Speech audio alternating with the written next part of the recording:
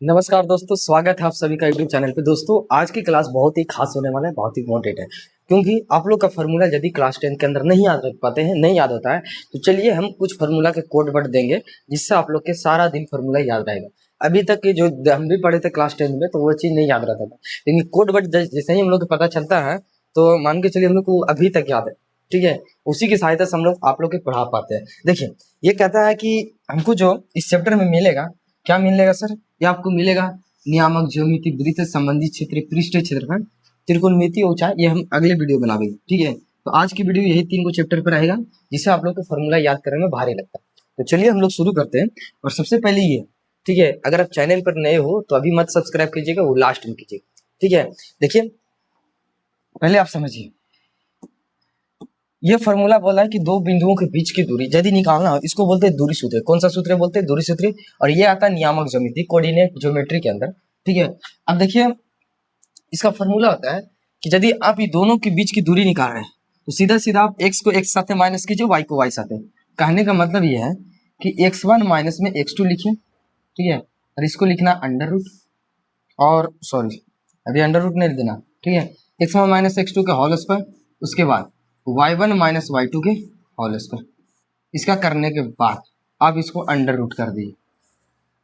ठीक है, क्या करना? x1 माइनस x2 के होल स्क्वायर और y1 माइनस y2 के होल स्क्वायर। है किसी को दिक्कत? नहीं सर। अब चलिए, ये बोलता है मूल बिंदु से दूरी। तो मूल बिंदु से दूरी, मूल बिंदु का जो निर्देशांक होता है वो 0,0 होता है। ये याद रखिएगा, ऑब्जेक्टिव में कंपेयर में पूछता है। ये बोलता है मूल बिंदु से दूरी निकालने के लिए कौन सा फॉर्मूला लगेगा?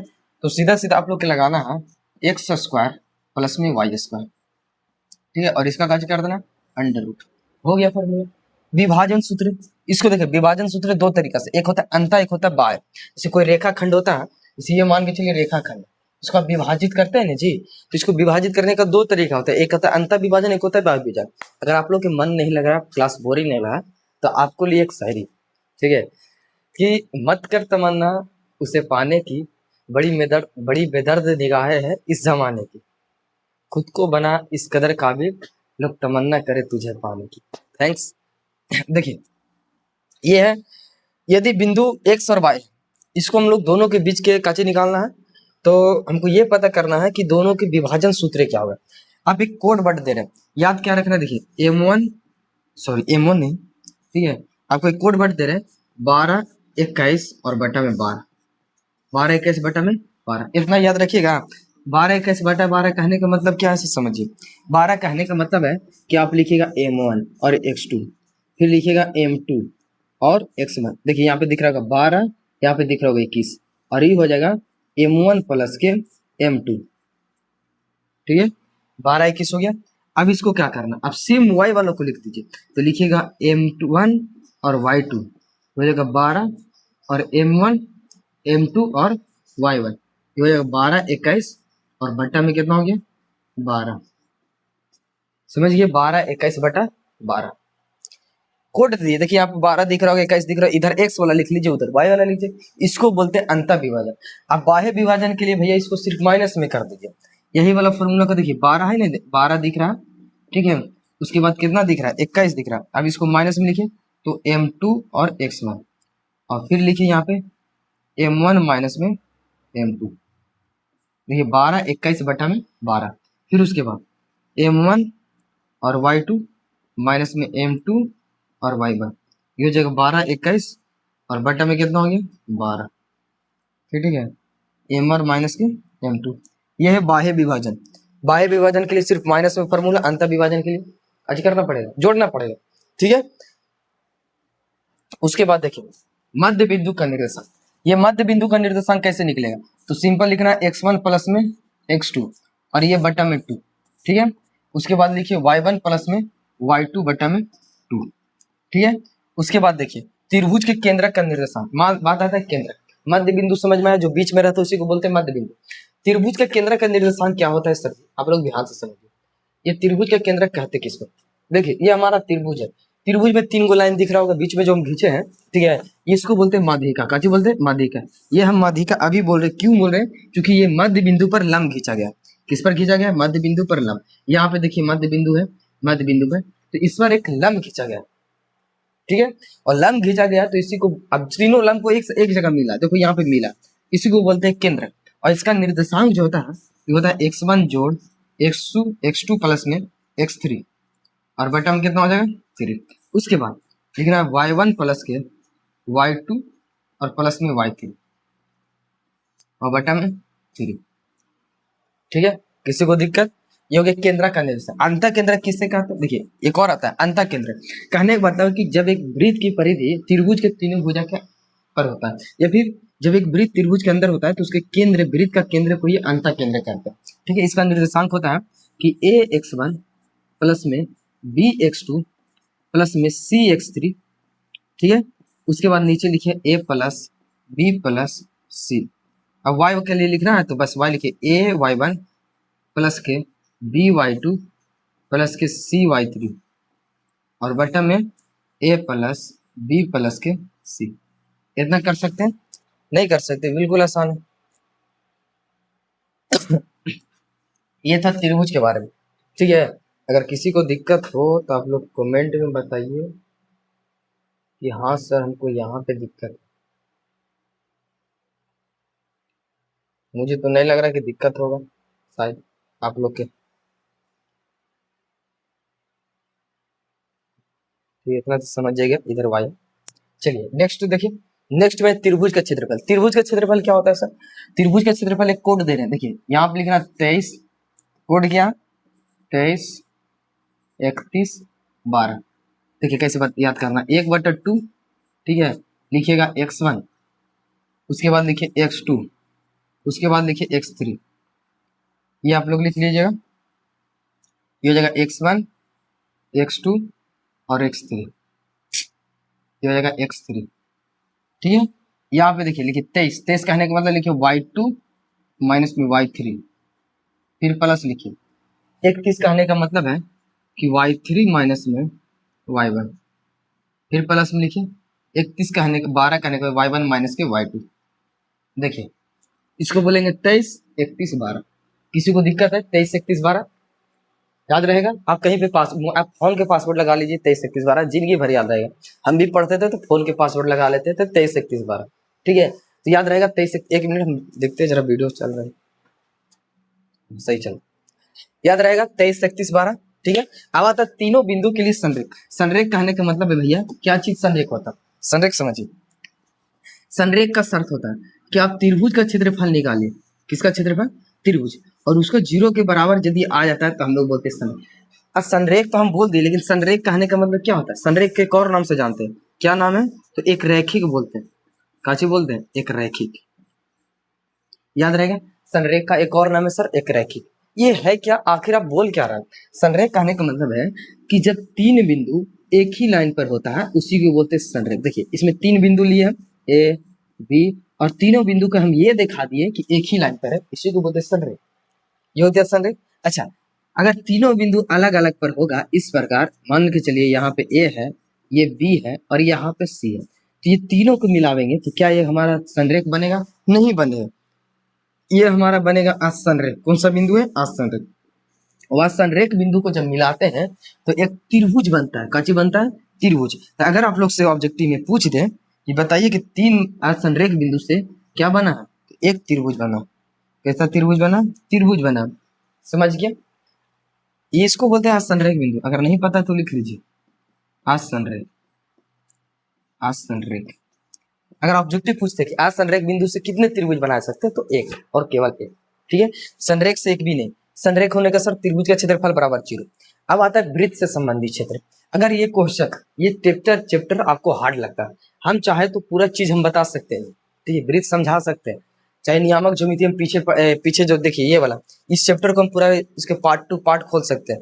लेकिन आप लोग यहाँ पे वृत्त पढ़ा रहे हैं तो केवल हम वृत्त को यहाँ पे सिर्फ फार्मूला जो यहाँ पे ये जो टॉपिक है ये फार्मूले पे है, तो सिर्फ यहाँ पे आप लोग के फार्मूला समझाने की कोशिश करें। नहीं तो ये चैप्टर को हम पढ़ा सकते हैं। आप लोग अगर पढ़ना चाहते हैं तो कमेंट पे जरूर लिखिएगा। देखिए वृत्त में 2 ही चीज होता है, एक होता है त्रिज्या और एक होता है व्यास।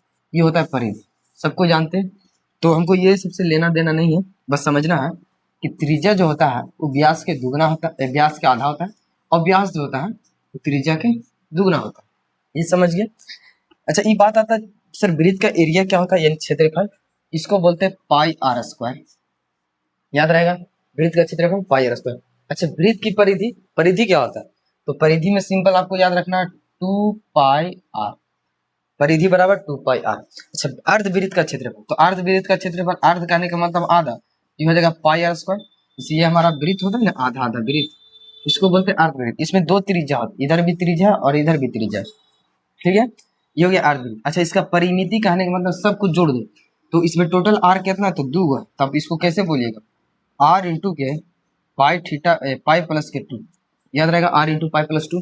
अच्छा ये भी जो है वो अर्धवृत्त का परिधि है, तो इसको भी लिखिएगा आर इंटू के पाई प्लस 2, वही वाला क्वेश्चन, ठीक है, बस दोनों सेम टाइप हो गया, इससे कोई देना नहीं, लेना देना नहीं।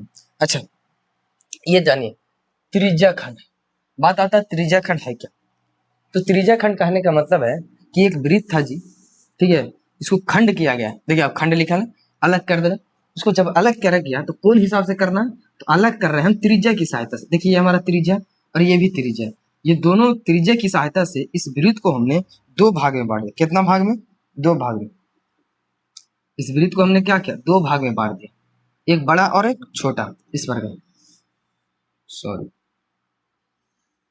देखिए इस प्रकार, ठीक है, तो इसी को बोलते हैं त्रिज्या खंड। देखिए यहाँ पे कुछ ना कुछ कोण बन रहा होगा, यहाँ पे भी कोण बन रहा है थीटा, और इधर भी बन रहा है, काची बन रहा है थीटा, इसको बोलते हैं लघु, इसको बोलते हैं दीर्घ। कोई भी त्रिज्या हो वो डिपेंड करता है थीटा पर, थीटा के मान जैसे जैसे बढ़ते चलेगा वैसे वैसे त्रिज्या खंड का होगा बढ़ता चलेगा, तो इसी का क्षेत्रफल निकालने के लिए फॉर्मूला पाया जाता है। अच्छा त्रिज्या खंड किसे कहते हैं, तो जब वृत्त को, किसको, जब वृत्त को त्रिज्या की सहायता से अलग किया जाता है, समझ रहे हैं ना, हाँ इसका क्षेत्रफल होता है, लिखिएगा वृत्त का क्षेत्रफल का जो होता है पाई आर स्क्वायर, और थीटा को 360 से भागा दे देना, ठीक है, समझ गए। अच्छा वृत्त से पढ़ रहे तो वृत्त पर एक शायरी है कि ना दो किसी से दोस्ती और न किसी से प्यार, वृत्त का क्षेत्रफल पाई आर स्क्वायर, समझ में आ गया, ठीक है, वृत्त खंड का क्षेत्रफल पाई आर स्क्वायर थीटा बटा में 360 डिग्री। अच्छा आता है वृत्त खंड का परिमिति, ये वृत्त खंड जो बना अभी हमने ये बनाया इसको, ठीक है, इसको क्या बोलते हैं सर, इस ये जो हमको दिख रहा है इसको बोलते हैं चाप, काची बोलते हैं चाप, और ये बन रहा है त्रिज्या, इसका परिमिति जो होता है लिखिएगा आर इंटू के पाई थीटा और बटा में 180 प्लस में 2, सिंपल है, नहीं याद रख पाइएगा, काहे नहीं याद रख पाइएगा, ऐसा थोड़ी है कि इसको नहीं याद रख पाइएगा, आर इंटू के पाई थीटा बटा 360 डिग्री, किधरों से आर इंटू पाई थीटा बटा 360 डिग्री प्लस में 2। अच्छा अब आता है वृत्त खंड, वृत्त खंड है क्या, देखिए आप देखिएगा तो यहाँ पे लिखा गया वृत्त और लिखा गया खंड, यानी वृत्त को अलग किया गया, अब यहाँ पे अलग किए हम त्रिज्या से, अभी करते हैं जीवा से, कैसे बोलते हैं जीवा से, देखिए इसको बोलते हैं वृत्त खंड, ये जो हमारा जीवा था ये वृत्त को दो भाग में बांट दिया, एक बांट दिया दीर्घ, एक बांट दिया लघु, ऊपर वाला दीर्घ और नीचे वाला लघु, ठीक है, और इसमें फॉर्मूला इसको लघु भी बोल सकता है, काची बोल सकता है, लघु वृत्त खंड, लघु वृत्त खंड, दीर्घ वृत्त खंड, जो भी बोलना, ठीक है।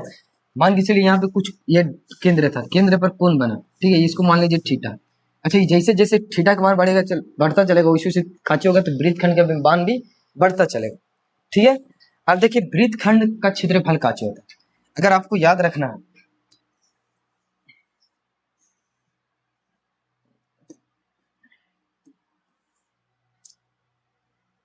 चलिए वृत्त खंड का क्षेत्रफल कैसे याद रखे सर, बात आता है, हम बोलते हैं एक बार में सब नहीं याद रखो, एक बार में एक ही हो याद रखो, कहने का मतलब है कि आर स्क्वायर, या आर स्क्वायर बोलना है पाई थीटा बटा में 180 डिग्री प्लस में कितना, प्लस में sorry sorry sorry sorry sorry गलत हो गया, इसको कैसे बोलेंगे, आर स्क्वायर पाई थीटा बटा 300 कितना हो गया 360 डिग्री, ठीक है, और माइनस में 1/2 साइन थीटा, याद रहेगा,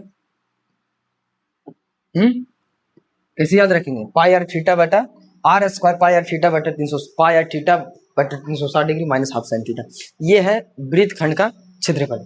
अच्छा वृत्त खंड का परिमिति भी होता है, देखिए वृत्त खंड बना का चीज, जैसे ये बना, तो ये बना इसको बोलते हैं चाप, काची बोलते हैं चाप, ये जो नीचे डल ऐसे लटक रहा है इसको बोला जाता है चाप, काची बोला जाता है चाप, और चाप की लंबाई जो होता है वो होता है पाई आर थीटा बटा में 180 डिग्री, क्या होता है पाई आर थीटा बटा 180 डिग्री, जिसका आप लिख सकते हैं, देखिए ये बना है जीवा की लंबाई से और चाप की लंबाई से, तो चाप की लंबाई हो जाएगा पाई आर थीटा बटा में 180 डिग्री, और प्लस में चाप की लंबाई यानी जीवा की लंबाई, इसका लंबाई जीवा की लंबाई, तो जीवा की लंबाई यहाँ पे लिखिए, जीवा की लंबाई को एल से लिखते हैं, सिंपल है। ठीक है, दीर्घ वृत्तखंड का क्षेत्रफल का होता है, तो बस पूरा वृत्त के क्षेत्रफल में से आप लघु वृत्तखंड का क्षेत्रफल माइनस कर दीजिए। ठीक है, लघु का एरिया, लघु का क्षेत्रफल देखिए, दीर्घ कहने का मतलब ऊपर वाला, तो ऊपर वाला का क्षेत्रफल कैसे निकलेगा, आप पूरा वृत्त के क्षेत्रफल में से इतना काट के हटा देते हैं तो बचता है दीर्घ है, वही इसी का क्षेत्रफल निकालना। अच्छा, ये लास्ट में पूछा चाप की लंबाई, चाप की लंबाई हम लोग जानते हैं कि पाई आर थीटा बटा में 180 डिग्री, ये ऑब्जेक्टिव में पूछता है, यहाँ से कोई भी फॉर्मूला ऑब्जेक्टिव में आ सकता है, ये लिख के ले लीजिए।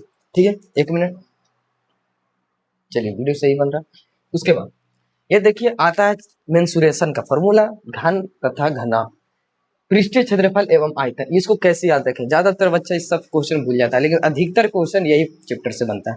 देखिए, ये हमारा सबसे पहले घन की चर्चा किया है, तो आप समझिए कि घन में क्या क्या होता है। घन में सतह होता है जी, जैसे आप घर में देखते हैं 6 गो दीवार 4 गो दीवार होता है कि नहीं। अरे घन इसी का कारण होता है, डब्बा का, जैसे कहते हैं कि 4 गो दीवार हो गए, एगो ऊपर एगो नीचे, तो टोटल 6 गो। तो सतह बोलिए या फिर पृष्ठ बोलिए या फिर वक्र पृष्ठ बोलिए, वक्र पृष्ठ नहीं बोल सकते इसको, और प्रत्येक सतह का होता है एक वर्ग होता है, सिंपल है। अच्छा, इसमें किनारा क्या होता है, तो किनारा की संख्या देखा जाए तो किनारा इसमें टोटल 12 गो होता है। अच्छा, कोण की संख्या देखा जाए तो कोण टोटल 8 गो होता है, तो समझिए किनारा कोण और 8 यही सब क्या होता है। चलिए ठीक है, आयतन क्या होता है, तो आयतन इसका होता है भुजा के हॉल की। ठीक है, आप भुजा के हॉल की बोल सकते हैं, या फिर अगर भुजा की जगह पर कुछ रखे हैं जैसे एल रखते हैं तो आप बोल सकते हैं एल क्यू का बोल सकते हैं, एल क्यू। ठीक है, उसके बाद संपूर्ण पृष्ठ का क्षेत्र, घन का संपूर्ण, इसमें टोटल पृष्ठ क्या गो यानी कि सतह क्या गो है, तो 6 गो, तो 6 गुने भुजा के स्क्वायर यानी 6l स्क्वायर भी बोल सकते हैं। अच्छा, इसमें बोलता है पार्श्व, पार्श्व कहने का मतलब ये है सर, पार्श्व कहने का मतलब है कि दीवार, कई गो दीवार रहता है एक घर में, तो 4 रहता है, यानी 4 दीवार का क्षेत्रफल। तो बताइए 4 गो दीवार रहता है तो लिखेंगे 4 गुने एल स्क्वायर, यानी 4l स्क्वायर भी बोल सकते हैं। 4 गो दीवार होता है ना, पार्श्व कहने का मतलब 4 होता है। अच्छा, विकर्ण, विकर्ण कहने का मतलब है कि अंडर रूट, ठीक है, आप लिखिए अंडर रूट 3, कितना, √3 गुने भुजा, भुजा को आप एल दे दीजिए। ठीक है, तो यही है फॉर्मूला, आप इसको गुना हटा दीजिए, जहां जहां गुना दिख रहा है वहां पे आप डायरेक्ट √3l भी याद रख सकते हैं। ये तक घन के बारे में। अब आते हैं घनाभ, घनाभ में क्या, तो घनाभ में भी उसे देखने में लगता है, देखिए ऐसा देखने में लग रहा है, इसको बोल दीजिए लंबाई और इसको बोल दीजिए चौड़ाई, ये ऊंचाई जो दिख रहा है इसको बोल दीजिए h। ठीक है, इसमें टोटल सतह जो होता है यानी पृष्ठ जो होता है, ठीक है, कै गो सतह होता है, तो 6 गो होता है। ठीक है, अब किनारा, तो किनारा कै गो होता है, किनारा होता है 12। अब कोण कै गो होता है, कोण होता है 8। ठीक है, उसके बाद देखिए आयतन क्या होता है, घन का आयतन होता है एल, क्या होता है, एल बी एच घन का आयतन। ठीक है, संपूर्ण पृष्ठ का क्षेत्रफल, तो संपूर्ण पृष्ठ का क्षेत्रफल इसका कैसे क्या होता है, देखिए घन का संपूर्ण पृष्ठ का क्षेत्रफल होता है 2 इंटू घनाभ का 2 इंटू एल बी प्लस के बी एच प्लस के एच है, ये होता है घनाभ का संपूर्ण पृष्ठ का क्षेत्रफल।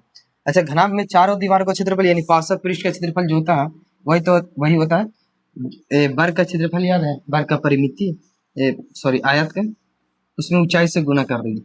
ये हमारा किसका हो गया, तो घनाभ का। घनाभ का विकर्ण क्या होता है सर, ये हो जाएगा under root l square plus b square plus में एच स्क्वायर, ये होता है घनाभ के बारे का विकर्ण। ठीक है, अगर किसी को दिक्कत हो तो आप लोग बोल सकते हैं कि हाँ सर हमको यहाँ पे दिक्कत, बताइए उसको फिर से बताएं। ठीक है, ये तो घनाभ के बारे में। अब आते हैं बेलन, सिलेंडर होता क्या है, अब देखिएगा बेलन का एग्जाम्पल इस प्रकार होता है। ठीक है, बेलन में 2 ही चीज होता है, एक होता है ऊंचाई और एक होता है त्रिज्या। देखिए हमारा कच हो गया, ऊंचाई हो गया, ये हमारा दिख रहा होगा ऊंचाई और ये दिख रहा होगा त्रिज्या आर। ठीक है, और व्यास भी देखता है, तो इसमें भी व्यास बोलते हैं, यानी कि जब आप आर बराबर लिखते हैं तो व्यास के आधा लिखिए। ठीक है, और व्यास लिखते हैं तो त्रिज्या के दुगना लिखिए, ये शर्त होता है। बेलन का आयतन, बेलन का आयतन होता है देखिए पाई आर स्क्वायर एच, ये होता है बेलन का आयतन। बेलन का पृष्ठ क्षेत्रफल का होता है, तो कहने का मतलब पृष्ठ नहीं होता, वक्र पृष्ठ होता है। क्या होता है, वक्र पृष्ठ, सॉरी हाँ ठीक तो लिखा हुआ, वक्र पृष्ठ का क्षेत्रफल बेलन का। तो इसका फॉर्मूला देखिए, आपको याद है 2πr/h, वृत्त के परिधि में h से गुना कर देना, वृत्त के क्षेत्रफल में h से गुना कर देना, हो जाता है बेलन का आयतन। और वृत्त के क्षेत्रफल, वृत्त का परिधि में h से गुना करते हैं तो काची बन जाता है बेलन का क्षेत्रफल। अच्छा संपूर्ण पृष्ठ का क्षेत्रफल इसका होता है 2 पाई r इंटू में r प्लस के h, याद नहीं रहेगा। अच्छा आधार का क्षेत्रफल, इसका आधार कैसा है बेलन का, तो वृत्त है, तो वृत्त का क्षेत्रफल का हो जाएगा पाई r स्क्वायर। उसके बाद आधार की परिधि, आधार की परिधि आधार कैसा है तो वृत्त के जैसे, इसका भी परिधि कितना होगा 2 पाई r। समझ गया। देखिए बेलन के क्षेत्रफल वृत्त के क्षेत्रफल में ऊंचाई से गुना कर दे आयतन बन गया, वृत्त की परिधि में ऊंचाई से गुना किए बेलन का क्षेत्रफल बन गया। संपूर्ण में देखिए काजी के। उसके बाद शंकु, शंकु क्या होता है, शंकु देखिए ऐसा होता है, ये कोण जैसा त्रिकोणीय होता है, ठीक है इस प्रकार। इसमें होता है h, इसको बोलते हैं तिर्यक ऊंचाई l से, इसको बोलते हैं h और इसको बोलते हैं r। समझ गए। तो इसमें देखिए ये समकोण त्रिभुज है, तो तीनों में रिलेशन क्या होता है l और h में। अगर हम बोले कि l स्क्वायर बराबर, ठीक है, तो आपको बोलना h स्क्वायर प्लस में r स्क्वायर, या फिर बोले सिर्फ l बराबर तो under root h square plus में r स्क्वायर, याद रहेगा, सिंपल है। अच्छा बेलन का आयतन होता है सॉरी शंकु का आयतन 1/3, यानी बेलन का आयतन में आप 3 से भागा दे दीजिए। बेलन का आयतन का क्या होता है, देखिए बेलन का आयतन होता है पाई r स्क्वायर h, इसमें आप 3 से भागा दे दीजिए तो हो जाएगा 1/3 पाई r स्क्वायर शंकु का आयतन। इसका क्षेत्र वक्र पृष्ठ का क्षेत्रफल होता है पाई r l, का होता है पाई r l। अच्छा इसमें संपूर्ण पृष्ठ का क्षेत्रफल क्या होता है, तो आपको याद रखना है पाई r इंटू r प्लस में l, ठीक है। उसके बाद आधार का क्षेत्रफल, तो इसका आधार कैसा है वृत्त के जैसा है, तो आप लिखिए इसका वृत्त का क्षेत्रफल हो जाएगा पाई r स्क्वायर। आधार की परिधि वही होता है 2 पाई r। ये था शंकु के बारे में, ठीक है। अब आते हैं छिन्नक। छिन्नक का एग्जांपल देखिए, आप बाल्टी देखे हैं, ठीक है, इस प्रकार आप बाल्टी ले लीजिए या फिर गिलास ले लीजिए, इस प्रकार आपको जहां भी दिख रहा होगा इसमें 2 त्रिज्या होता है, एक होता है स्मॉल आर, एक होता है कैपिटल आर, ठीक है, इसको बोलते हैं तिर्यक ऊंचाई और ये हमारा हाइट हो गया, ठीक है। शंकु का आयतन पूछे, सबसे पहले इसका होता है तिर्यक ऊंचाई, एल बराबर पूछेंगे तो बोलना है अंडर रूट, ठीक है, एच स्क्वायर प्लस में कैपिटल आर माइनस में स्मॉल आर के होल स्क्वायर, याद रहेगा, ठीक है सर। आयतन होता है 1/3, देखिए पाई इंटू एच, आपको बोलना है कैपिटल आर स्क्वायर प्लस में capital R into small r plus में स्मॉल आर स्क्वायर, ठीक है। उसके बाद वक्र पृष्ठ का क्षेत्रफल, तो सिंपल है वक्र पृष्ठ का पाई एल लिखिए। देखिए इसमें त्रिज्या चेंज हुआ, इसलिए हर जगह त्रिज्या ही चेंज होगा, ठीक है। Pi L into R plus के capital R plus small are.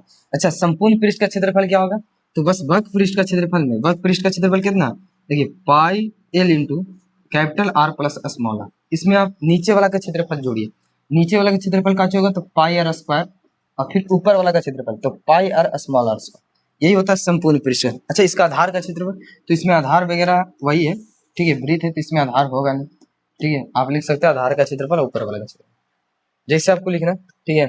उसके बाद देखिए गोला, गोला क्या होता है सर, आप इस प्रकार गोला देखें, देखिए इस प्रकार गोला, ठीक है, ऐसे होता है। अच्छा बेलन में कुछ छूटा तो नहीं है, बेलन गोला सब, देखिए गोला कुछ इस प्रकार होता है, ठीक है। आप गोला में देखिएगा,